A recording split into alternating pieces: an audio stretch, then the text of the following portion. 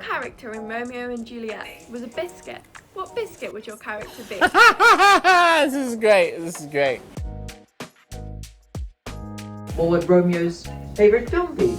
Titanic. Yeah. You know what I mean? Because they got like the romance. And then obviously it's a sad story, which kind of happens in Romeo and Juliet, isn't it? Yeah. What would you reckon Juliet's favourite film would be? The thing that comes to mind is like Pirates of the Caribbean. I feel like she's just so desperate to go on like a big, massive adventure. I think anything like that film would just be like, whoa. What is it like to die every night? We both die. Yeah. You say mum when you die, don't you, at the end?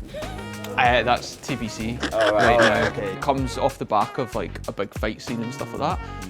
So part of you's a bit satisfied just to have a little lie down. That is a great question. I think a lot of it is actually trying to just breathe really like shallowly and discreetly, because you're doing a big fight scene and you're literally like using so much energy and then you have to suddenly die. You've got lines to say, but you've got to die. And the way you deliver those lines often will dictate how you die, and you won't say those lines the same every night. Sometimes it could be short, it could be a bit long, it could be painful, it could be quick. So it really does depend. Yes. It's not great to die, but at the end we have a jig, so that's great. We kind of resurrect and have a little dance. I love squeezing a blood bag as well. That's the best thing. Best part.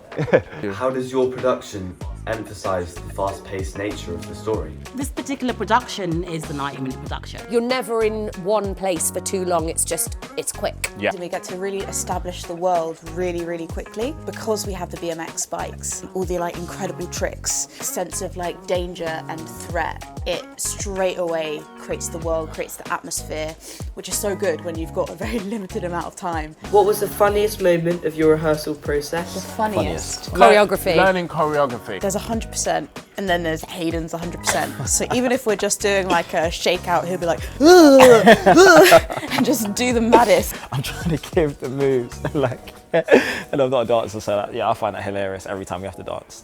On the very first day, we were learning this choreography, and it turned into a bit of a jam session, didn't it? And it was like to the corner, to the front, to your partner, And it's just to help. It's just to help. You remember. What kind of challenges would you face when you're trying to communicate Shakespeare but to the modern audience? The story is so relatable. If you break down the story, it's been relatable since it was written to up to now. They don't speak in the way we speak now. But Shakespeare is still saying something. So if you understand what the message is and the intention to the character in which you're speaking to, then the audience are more likely going to pick up something clear and they're going to know what you're trying to say. We're setting it modern day. We're not in like a sort of such conventional like masked ball now. We're in more of a sort of house party vibe. We're putting it in settings which feel more appropriate to where we as a society are at now. What is the most difficult challenge about performing on the Globe stage? You can get completely upstaged by a pigeon, and you have to make sure that you're working harder than the pigeon.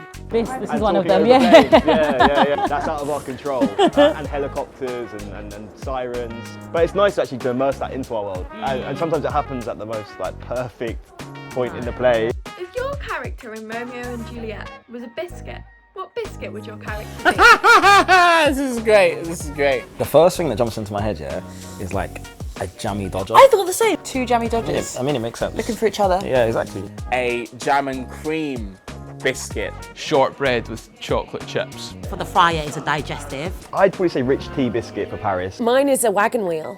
Oh! Last but not least, I just want to say best of luck to all the performers and everybody working on the Romeo and Juliet production. Bye. That was so cute. Oh, what a sweetheart. Oh, what Who's a going to be a sweetheart. producer? He's going to be a producer, I can see it. Hopefully you get to see the show, and I really hope that you enjoy it. Yeah, thank you.